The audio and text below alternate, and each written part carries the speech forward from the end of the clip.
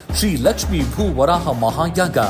ನಮ್ಮ ಮನೆಯ ಯಾವುದೇ ಒಂದು ವಿಶೇಷವಾದಂಥ ಪೂಜೆಗಳನ್ನು ಮಾಡುವಾಗ, ಭೂಮಿ ಪೂಜೆಯನ್ನು ಮಾಡುವಾಗ, ಶಿಲಾನ್ಯಾಸ ಮಾಡುವಾಗ, ಯಾವುದೇ ಒಂದು ಭೂಮಿಗೆ ಸಂಬಂಧಪಟ್ಟಂಥ ಜಮೀನು ಕಾರ್ಯಗಳು ಎಲ್ಲದಕ್ಕೂ ಸಹಿತ ಬೇಕಾದಂಥದ್ದು ಮುಖ್ಯವಾಗಿ ಭೂವರಾಹ ಸ್ವಾಮಿಯ ಪೂಜೆ.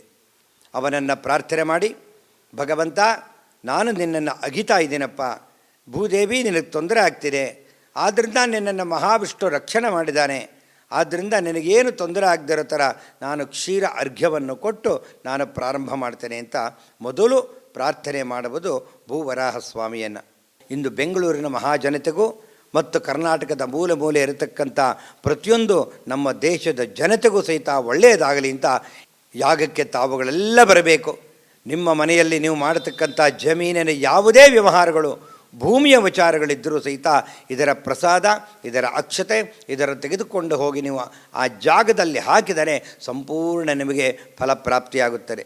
ಈ ಒಂದು ಮಹಾಯಾಗದಲ್ಲಿ ತಾವುಗಳೆಲ್ಲ ಭಾಗವಹಿಸಿ ನಿಮಗೆ ಪ್ರತ್ಯೇಕವಾದ ಸಂಕಲ್ಪ ಪ್ರಸಾದವನ್ನು ಕೊಡ್ತೇವೆ. ಇವೆಲ್ಲ ಬೃಹದಾಕಾರ ಕಾರ್ಯಕ್ರಮ.